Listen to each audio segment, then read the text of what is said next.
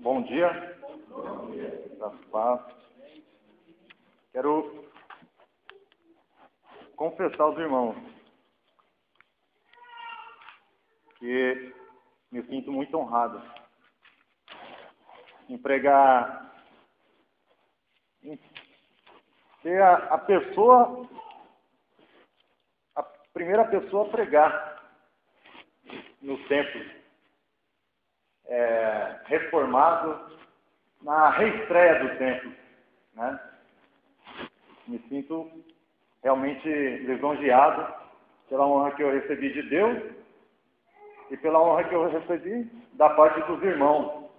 Amém? E quando os irmãos me procuraram para pregar na manhã de hoje, eu falei, eu já tenho a mensagem. E acredito que da mesma forma que Deus falou comigo, Deus vai falar com vocês também, através dessa palavra. Então quero convidar vocês a abrir em João, Evangelho de João, capítulo 1. Evangelho de João, capítulo 1, a partir do versículo 19.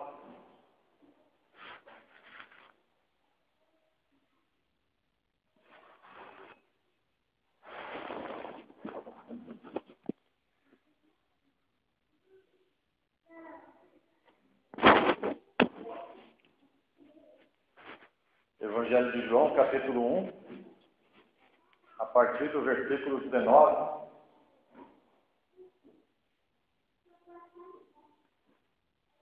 Todos acharam? Amém? Então, eu vou ler do versículo 19 até o versículo 20.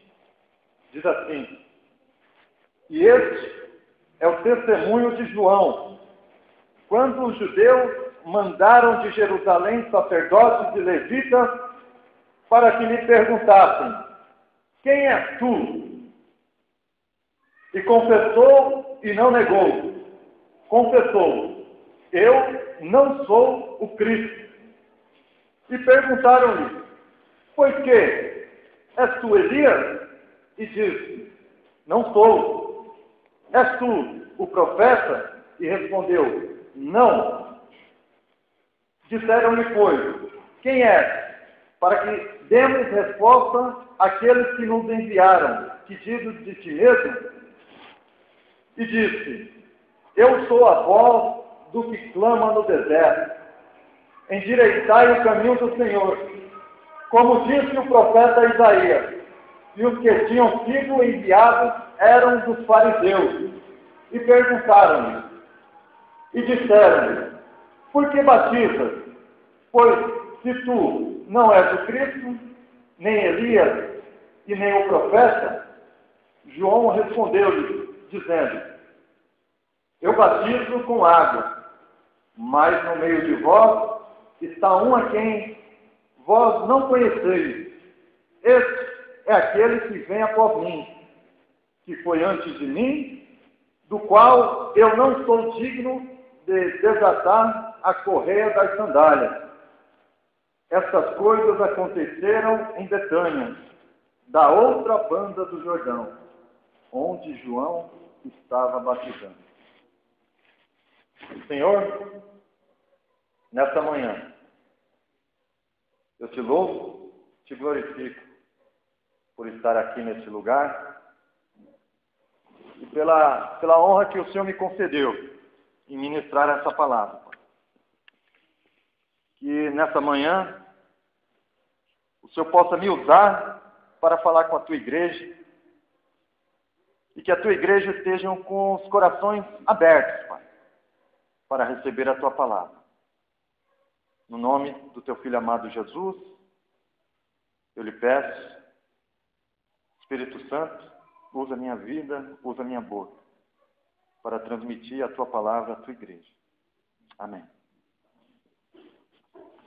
Irmãos, acredito que muitos de vocês já leram essa passagem sobre a revelação de João Batista. fosse dar um tema, ou se eu for dar um tema na mensagem dessa manhã, eu diria e perguntaria: quem é você?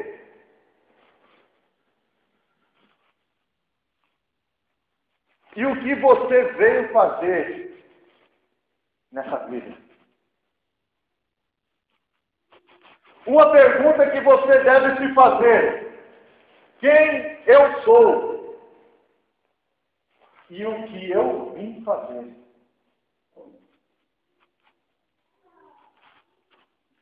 Vivemos em um tempo onde pessoas são levadas de um lado para o outro lado, sem sequer saber o propósito daquilo que está sendo feito. Pessoas que se preocupam mais com a vida dos outros do que com a sua própria vida. E quando eu digo se preocupar com a vida dos outros do que se preocupar com a própria vida, eu abro um parênteses aqui. É se preocupar com a vida dos outros de uma forma negativa.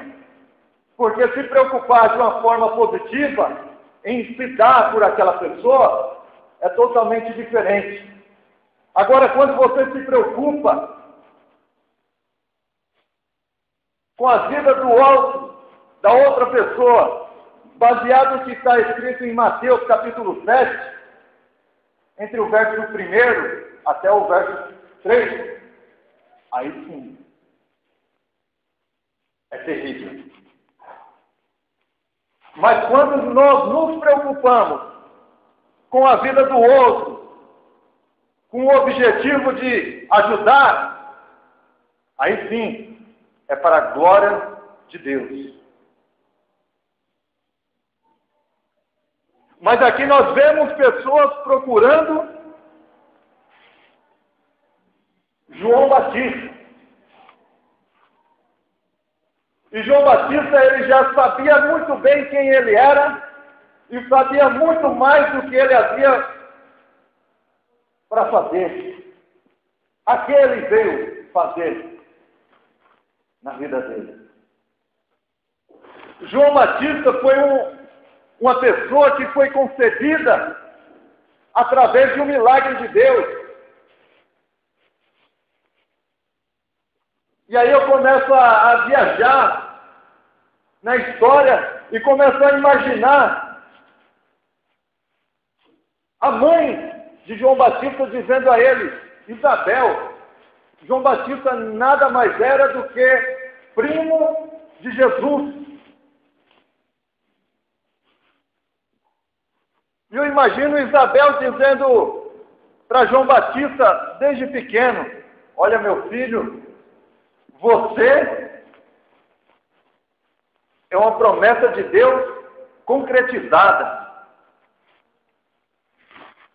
Olha, meu filho, você veio no momento em que ninguém esperava que você viria. E se fosse nos nossos tempos de hoje, eu imagino a Isabel dizendo: Joãozinho, vem cá, deixa a mamãe falar uma coisa para você. Olha, Joãozinho, deixa eu te dizer uma coisa. Quando você veio, mamãe já era bem velhinha. E papai já era mais velhinho ainda. Nem mamãe nem papai faziam mais nada. Papai já estava mais para lá do que para cá. E mamãe já tinha parado com os costumes das mulheres. Ou seja, já não tinha menstruação. Então era uma coisa impossível aos olhos humanos de você vir, de eu poder engravidar de você. Mas teve um dia, Joãozinho, que teu pai acordou inspirado. Teu pai foi lá para o templo, como sacerdote, e foi orar a Deus. E quando o teu pai saiu de lá, Joãozinho, olha, teu pai não falava mais nada. Teu pai saiu de lá mudo. Joãozinho, eu acredito que foi naquela época que seu pai me levou para o quarto e a gente fabricou você, João. Olha, João, você deu trabalho demais, né? Mas você veio. Ou seja, desde cedo, João Batista, ele já tinha na mente dele de que algo ele iria fazer. E não foi à toa que, quando ele estava no ventre da mãe dele, a mãe dele recebeu visita de Maria. Até então, Virgem Maria, né? Porque estava grávida de Jesus, estava com Jesus em seu ventre. E no momento que elas conversavam, João Batista se movia com grande intensidade dentro do seu ventre. E aí ele cresceu. E ele começou a desenvolver o ministério dele. Porque ele sabia a que ele tinha vindo nessa terra. E a pergunta que eu faço para vocês, irmãos, a que você veio fazer? E quem é você? Qual é a sua identidade? Ó, irmão, o meu RG é 32888. Não. Qual a sua identidade pessoal, espiritual? O que você tem como caráter? O que você tem por valores? Quem é você? E o que você veio fazer?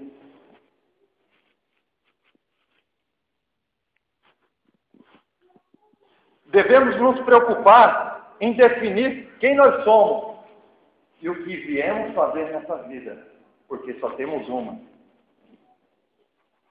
O problema é que observamos muito a vida dos outros e deixamos a nossa vida de lado. Como dizem, o jardim do vizinho é mais florido que o nosso. Não é assim que geralmente nós costumamos ver? Que a vida do outro tem mais prazer do que a nossa. A vida da outra pessoa existe mais beleza do que na nossa vida. E assim nós deixamos de olhar para dentro de nós e deixamos de observar aquilo que tem à nossa volta. Mas João Batista, ele era bem resolvido nessa causa. Ele era uma pessoa que não tinha essa acústica para pregar. Ele era uma pessoa que ele estava no deserto e as pessoas vinham atrás de João Batista no deserto. E ele pregava e Deus enviava pessoas para ouvir o que João Batista tinha a dizer. E as pessoas curiosas ficavam se perguntando, será que esse cara é o Messias? Será que ele é o Filho de Deus, o Messias prometido que veio salvar a humanidade? E as pessoas chegavam nele e perguntavam, você é o Messias? Você é o Cristo? Você é o enviado de Deus? Se João Batista quisesse, se ele fosse todo pomposo, se ele gostasse de glória para ele estufaria o peito e quando perguntasse para ele, você é o Messias? Ele faria, primo dele.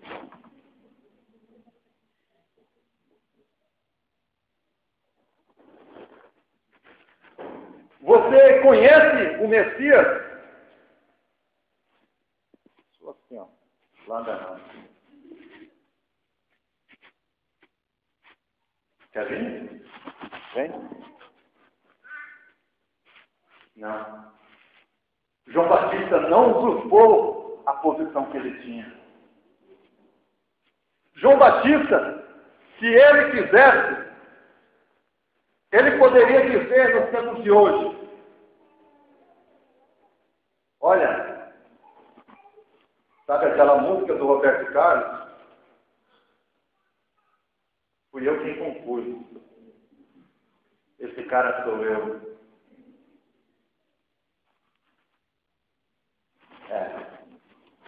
Esse cara sou eu. Mas não. João Batista, ele se colocou no devido lugar a que ele pertencia. João Batista se colocou como instrumento de Deus e disse: o meu chamado é esse, eu sou isso, e é a isso que eu vim fazer. Então, o primeiro ponto da mensagem de hoje: foque na sua vida. O foco tem que ser na sua vida e não na vida dos outros.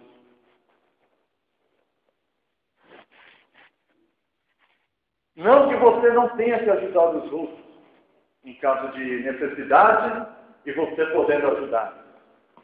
Mas o foco principal tem que ser na sua vida e deixe a vida do outro ele viver a vida dele. Esse é o primeiro ponto para você saber quem é você. Para você saber o que você veio fazer na sua vida. Ah, irmão, Deus me chamou, eu vivo para trabalhar, pagar as contas e cuidar da minha família. Não é só isso, irmãos. Isso é muito pouco. A vida passa muito rápido.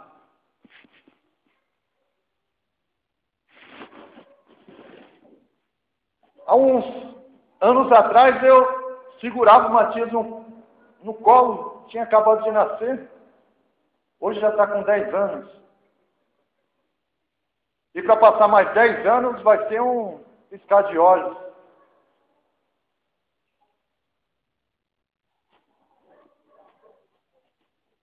E o que nós temos feito?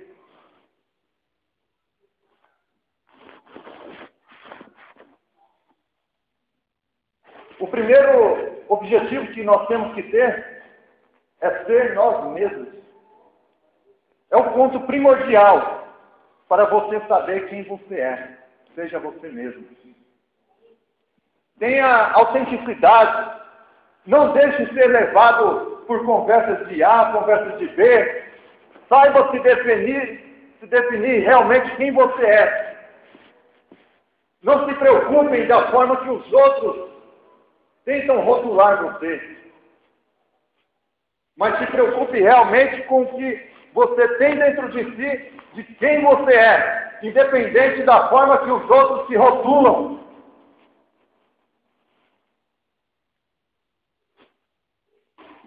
Tenha personalidade. Não seja um personagem construído por outros, mas seja você mesmo, tenha personalidade.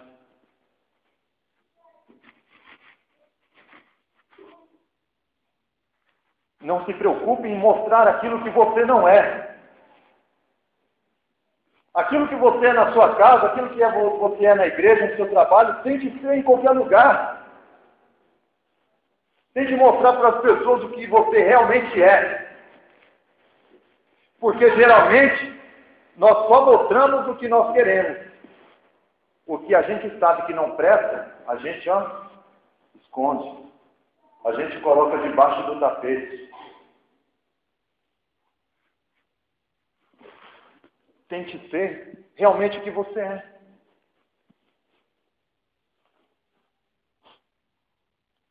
Vocês não devem ter vergonha de quem você é e nem de onde vocês vieram.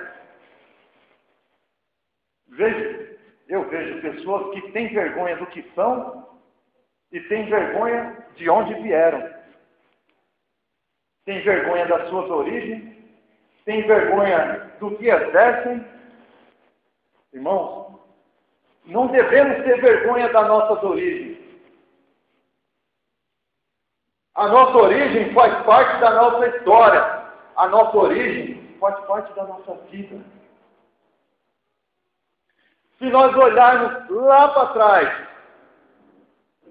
e virmos até o presente, veremos que Deus fez muita coisa na vida de cada um aqui, não é verdade? Quantas pessoas aqui eram totalmente longe de São Paulo, viviam num lugar remoto, num lugar que jamais imaginaria que hoje habitaria em uma das maiores capitais do planeta. Você imaginaria que hoje você estaria habitando em uma das maiores capitais do mundo?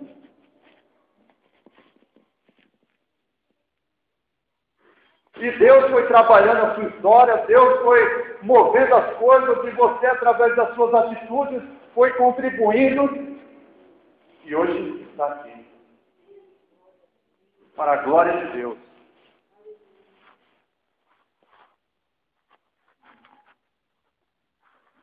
Nós temos que ter orgulho das nossas origens, orgulho da nossa história. E aqui me veio uma ilustração para dizer a vocês. Em um lugar muito distante, havia pessoas que trabalhavam como quebradores de pedra. Quebravam pedras manualmente, com um ponteiro e uma marreta. Ponteiro e uma marreta. E ficavam ali sentados quebrando aquelas pedras, debaixo de um sol escaldante. Ficavam o dia todo ali sentados ou agachados e batendo naquelas pedras, de uma forma bem primitiva. E no meio daqueles trabalhadores tinha um homem. E aquele homem ficava ali quebrando pedra, e ele já estava de saco cheio daquilo que fazia há tanto tempo.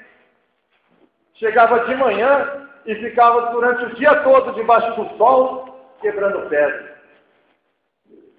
E ele ficava dizendo: isso não é vida não. Ficar quebrando pedra aqui o dia todo. Eu não quero essa vida para mim, não. Já não aguento mais tanto quebrar pedra.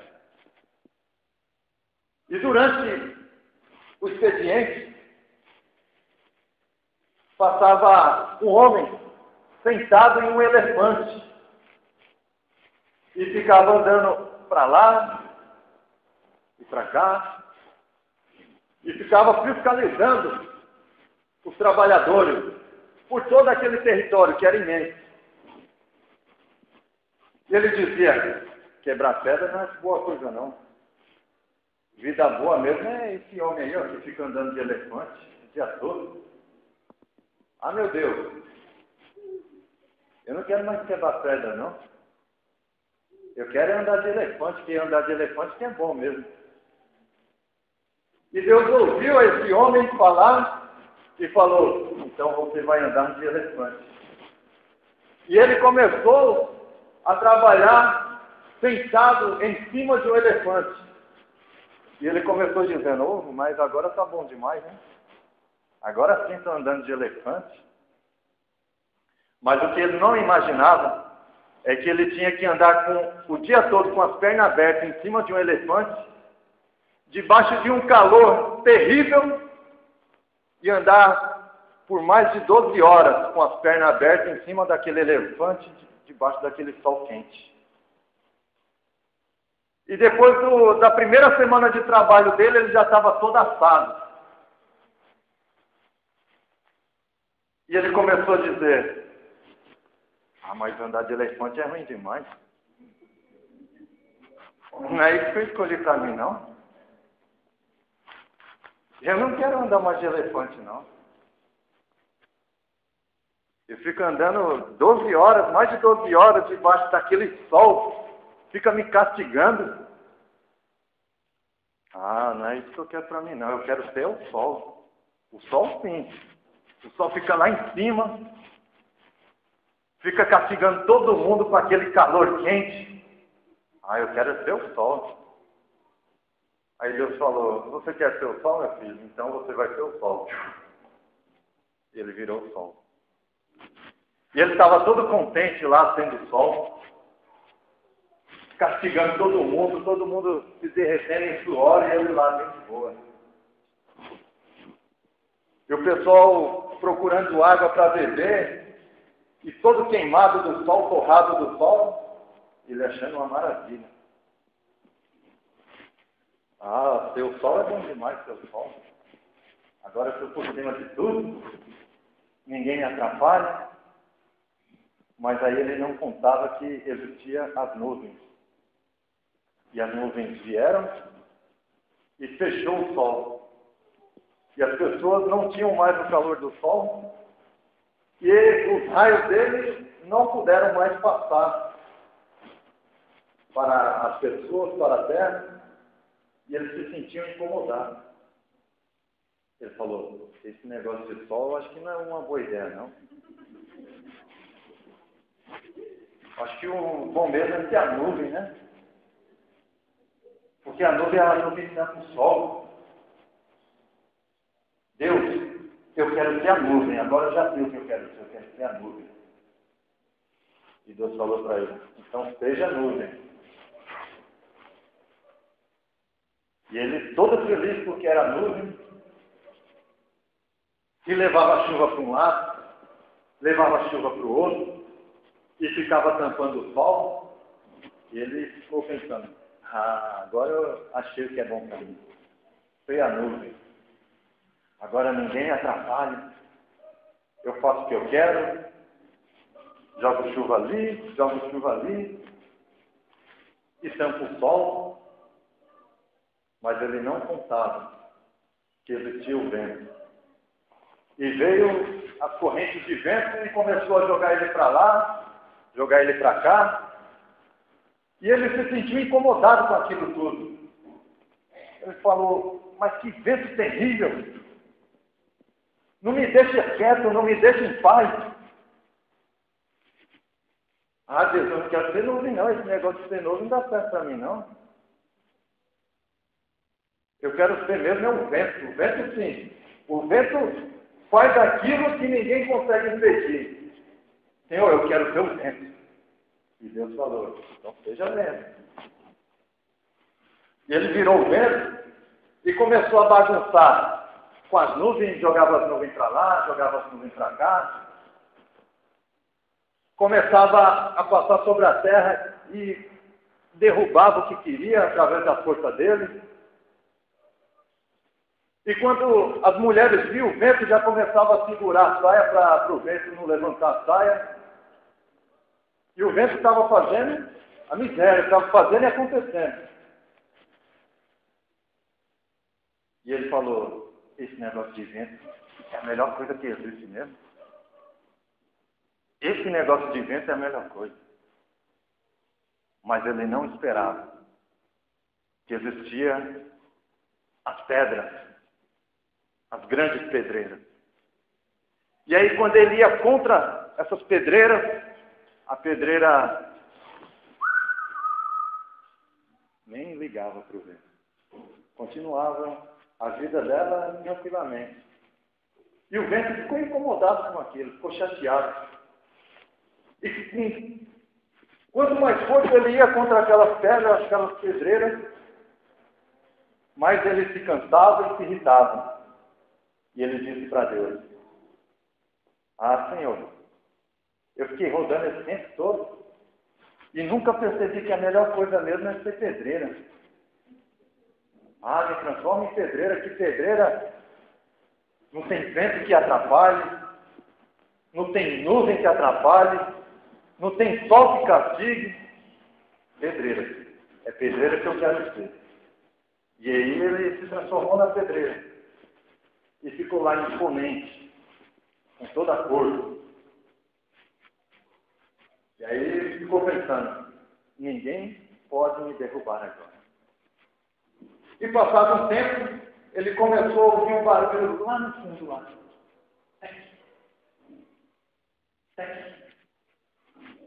E ele pensou, negócio aí. E começou as batidas ficarem mais fortes e mais perto dele e despedaçando ele. Ele, Senhor, mas que dor terrível é essa que eu estou sentindo? Estão me quebrando todo aqui, Senhor. Eu não quero ser pedreiro mais, não. Eu quero ser quebrador de pedra. E Deus falou, seja quebrador de pedra novamente. Ele deu um giro de 360 graus. E acabou enxergando que aquilo que ele fazia é o que ele mais se conformava em fazer. E não há coisas que possa agradar a todos. Ele era quebrador de pedra e achava que as outras coisas tinham mais graça do que o que ele fazia. E muitas vezes nós agimos assim, não é, irmão? Muitas vezes nós queremos as coisas boas de algo que é exercido do que é feito. E não nos damos conta de que somos levados por tantas coisas. E deixamos de assumir realmente aquilo que devemos fazer. Daquilo que deve ser feito. Há muito tempo atrás, quando os grandes navios eram movidos a pessoas, as pessoas, ou seja, tinha o capitão do navio, do grande barco, onde ele comandava tudo, atravessava grandes lugares, e todo o privilégio, todo o reconhecimento ia para ele. Mas lá no fundo desses barcos, desses navios, grandes barcos, ficavam as pessoas que ficavam remando. E eles eram conhecidos como ruperetes. O que são ruperetes? Eram as pessoas que faziam os barcos andarem. Que realmente era a força principal mecânica que fazia o barco, os navios, se locomoverem de um lugar para outro lugar. E hoje, irmãos, hoje nós temos que ter esse senso de que tudo aquilo que nós fazemos não é para nós mesmos e nem é para reconhecimento de ninguém, mas sim para a glória de Deus. Sim para que o Senhor seja glorificado, para que a obra de Deus continue.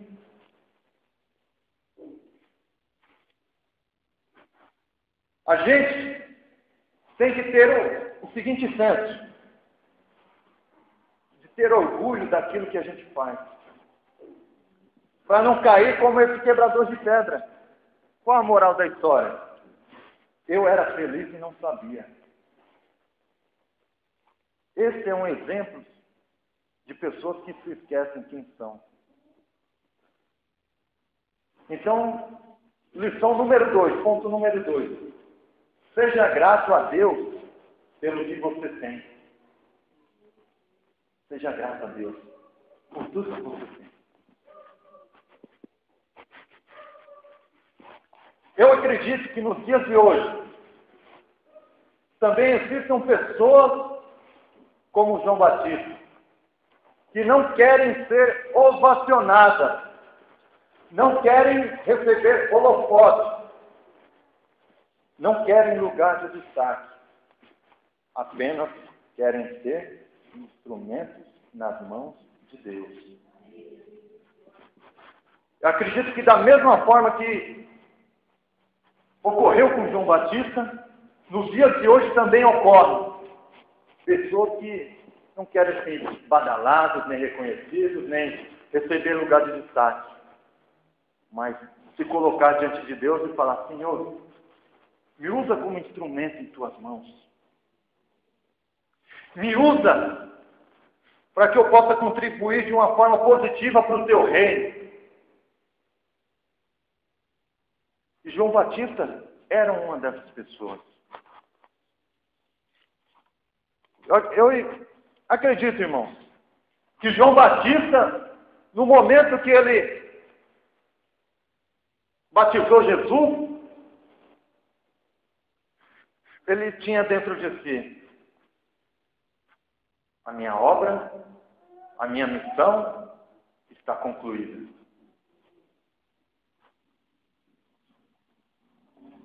E nos relatos bíblicos, se a gente for ler desde o início do chamado de João Batista e do início do ministério de Jesus, nós percebemos que alguns discípulos de João Batista foram atrás de Jesus. Foram servir a Jesus. E se fosse nos dias de hoje, talvez pudesse ocorrer um certo desconforto. Mas naquele tempo, João tinha tanta convicção do que ele deveria fazer, que os discípulos foram atrás de João e disseram: ô João, vem cá. Olha, os irmãos estão indo embora, gente. Eles estão indo para outra igreja lá. Eles estão indo, sabe para onde eles estão indo, gente? Eles estão indo atrás do teu primo Jesus.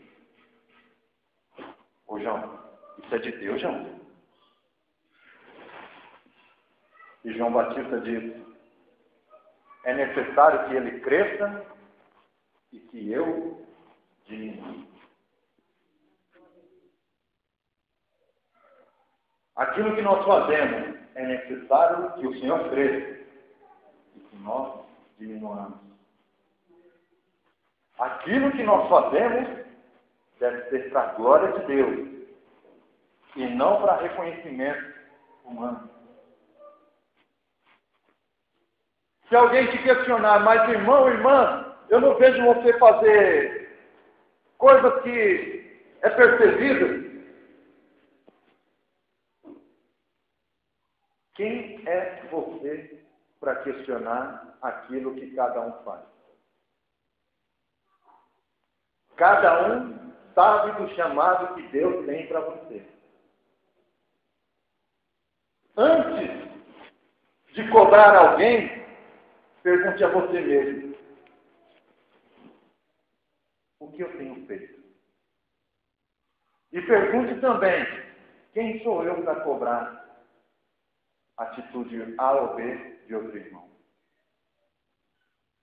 Irmãos, nós iremos prestar conta com Deus, não iremos prestar conta com A ou B. Pense bem nisso. Se alguém dizer a você: vamos falar com A ou B porque ele não está fazendo C ou D, diga a ele: irmãos, cada um presta conta a Deus.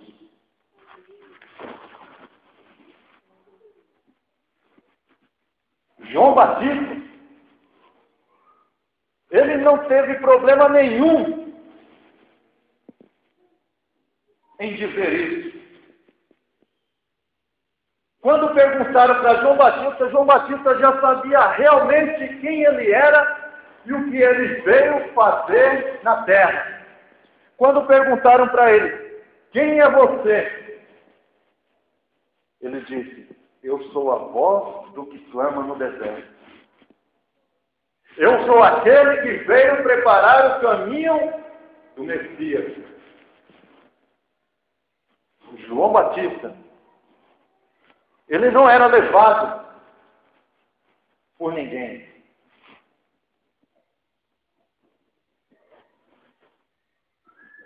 Ele poderia até ter motivo. Ele poderia ter até motivo para se gabar, para ficar todo pomposo. Ele poderia usar a liderança dele para manipular as pessoas, mas ele não manipulou. Ele poderia dizer muito bem, ó, eu e Jesus somos assim. Está comigo, está com o homem lá, hein? Fecha com nós que é sucesso. Mas não. Ele soube se colocar no lugar dele.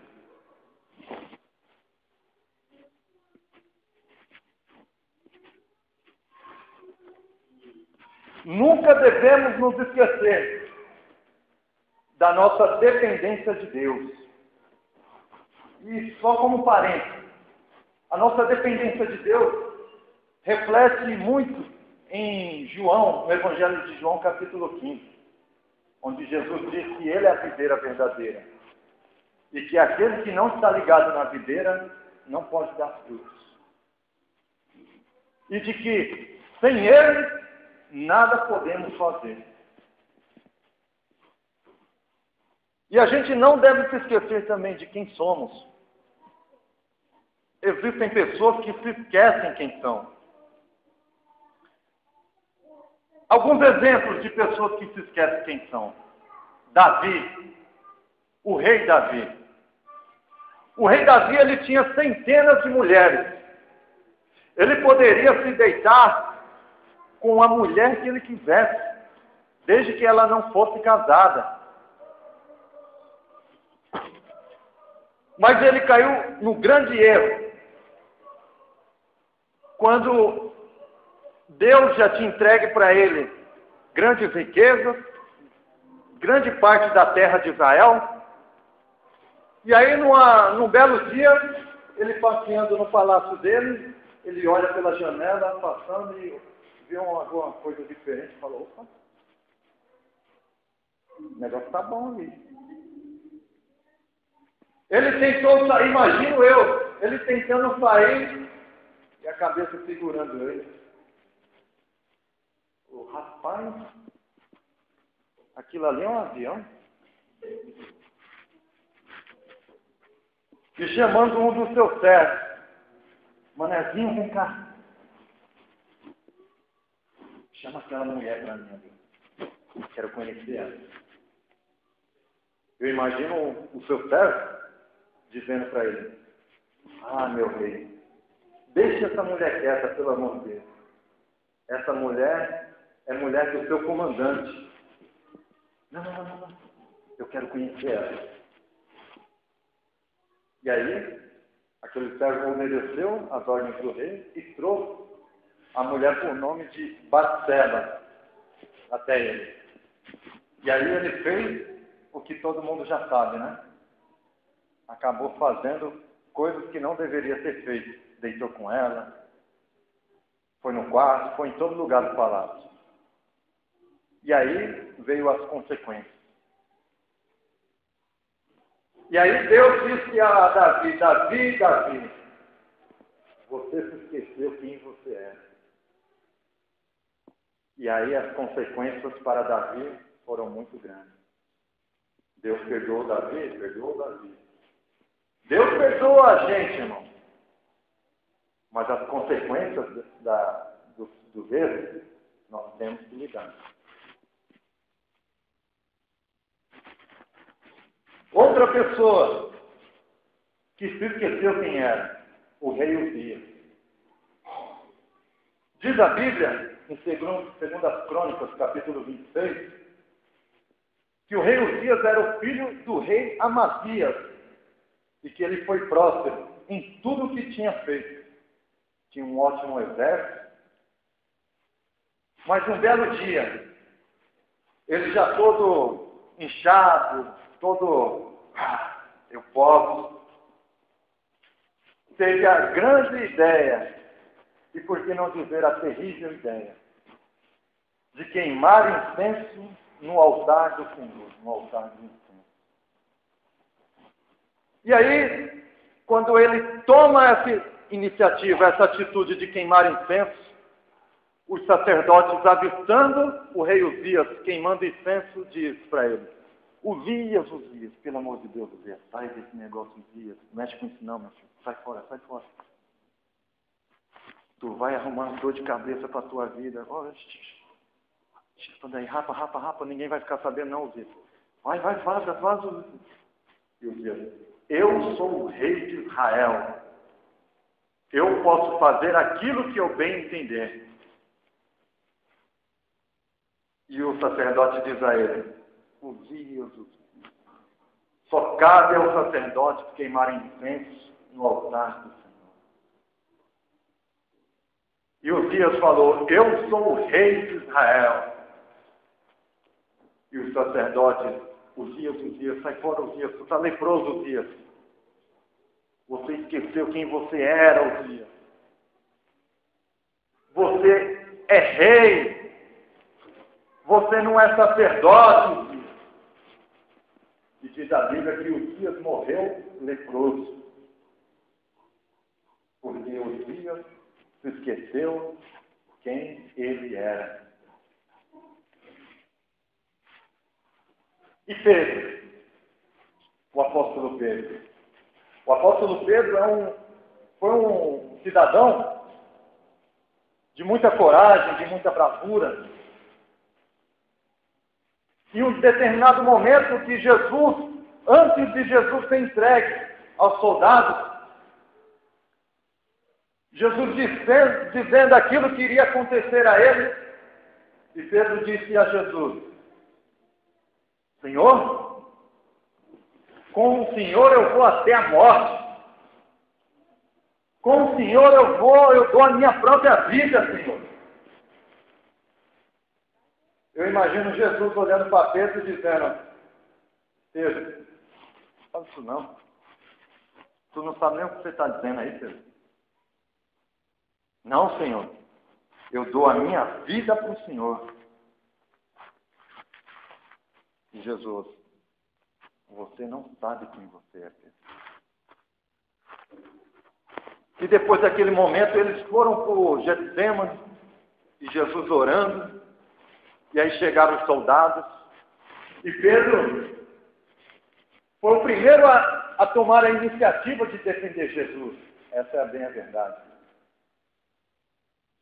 E Pedro tirou a espada e cortou a orelha daquele soldado de nome Malco. E Jesus falou, Pedro, calma aqui. Se eu fosse um Deus que precisasse de uma intervenção humana, eu não seria Deus. Tudo isso deve ser cumprido, Deus.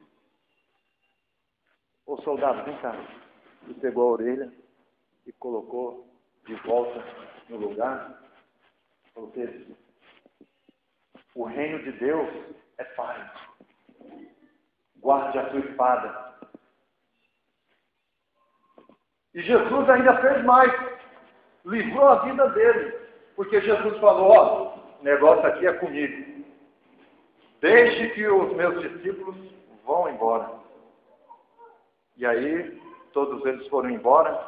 E Jesus tinha dito a Pedro, Pedro, antes que o galo cante por 3 vezes, você vai me negar, viu, Pedro? Jesus tinha falado isso antes do Getsêmani. E Pedro falou, não, Senhor, eu dou a minha vida pelo Senhor. E depois que Jesus havia sido preso, e Pedro acompanhando Jesus de longe, aí Pedro, um pouco com frio ali, o pessoal fazendo uma fogueira, aí chegou perto da fogueira para se aquecer um pouco, e aí uma mulher chegou até Pedro e falou,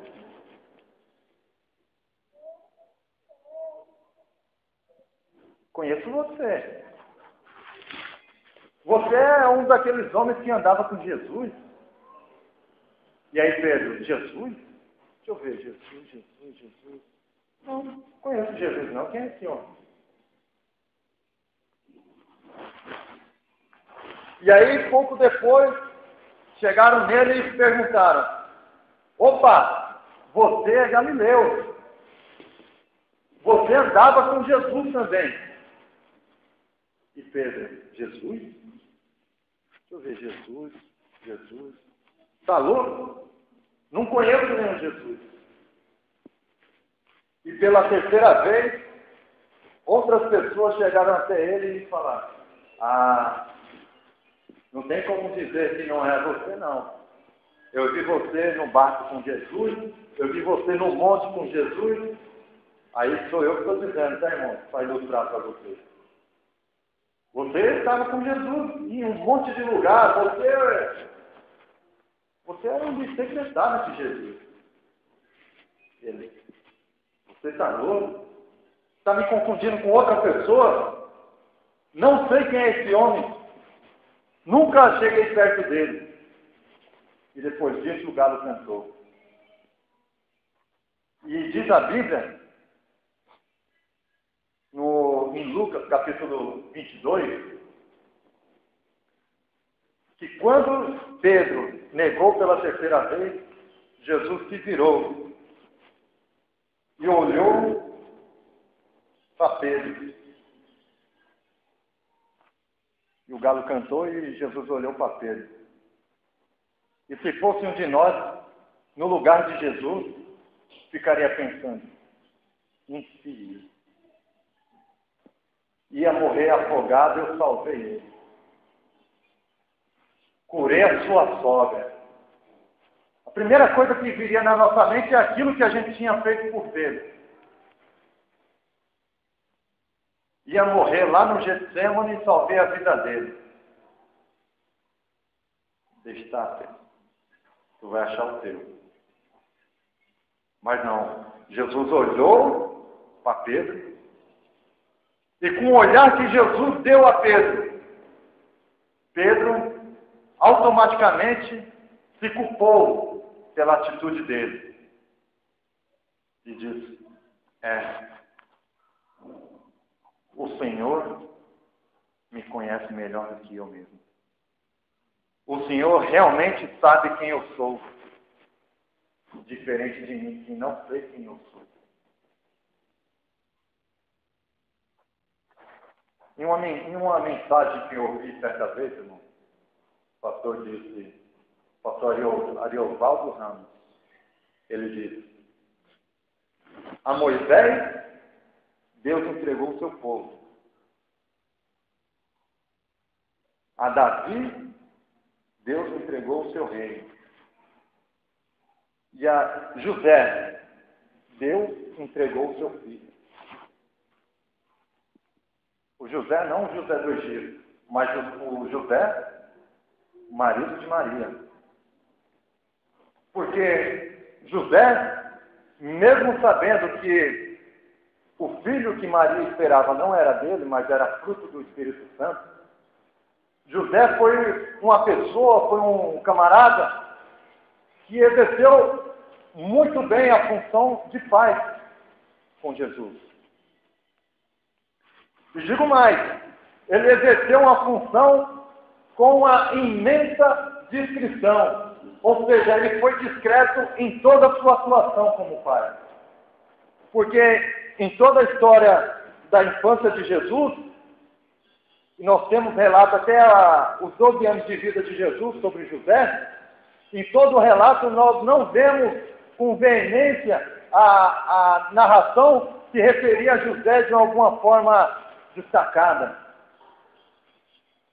José, ele sabia qual era o seu papel que ele deveria desenvolver.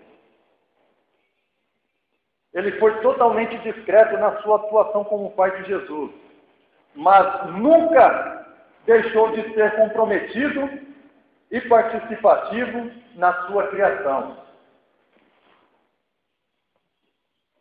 Em Lucas capítulo 2, a partir do verso 41, a gente vê um relato dizendo que todo ano os pais de Jesus subiam com ele, como era costume de todas as famílias, de ir até Jerusalém para a festa da Páscoa, para adorar a Deus na festa da Páscoa em Jerusalém. E era costume de todas as famílias. E da mesma forma, José e Maria subiam com Jesus até Jerusalém. Os 11 primeiros anos, eles subiram com Jesus. No 12º ano, da mesma forma, subiram com Jesus.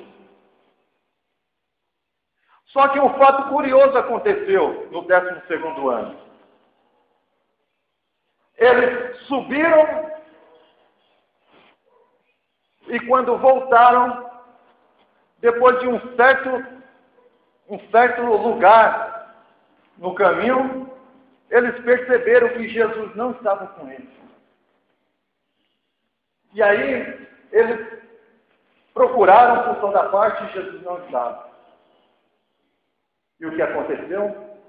Eles fizeram a logística reversa. Voltaram, fizeram o caminho inverso. E chegando no templo, eles viram que Jesus estava no templo, junto com os doutores.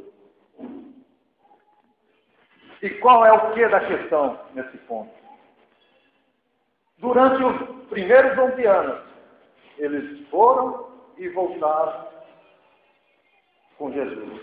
E no 12º ano não. Irmãos, aqui um alerta.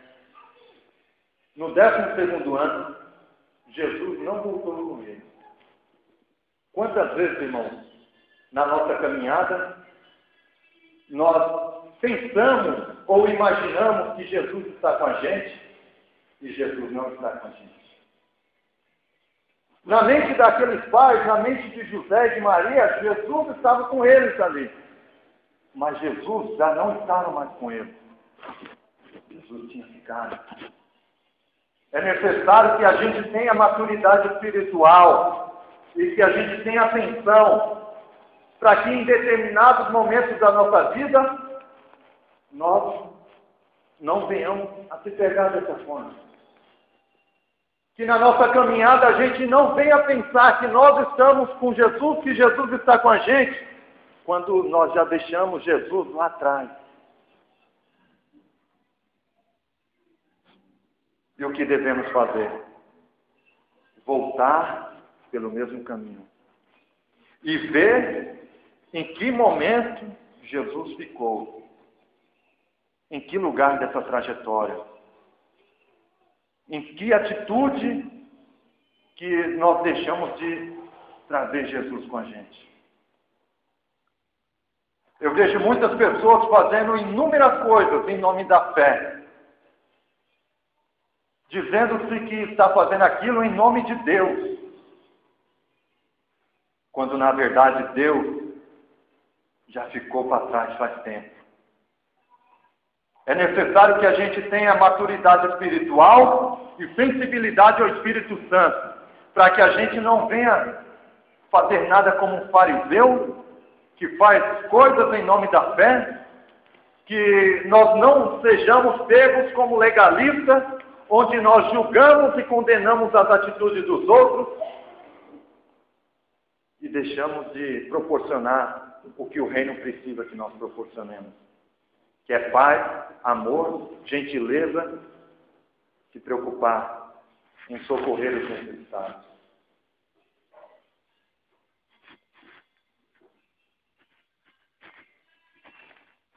Terceiro e último ponto, já para finalizar.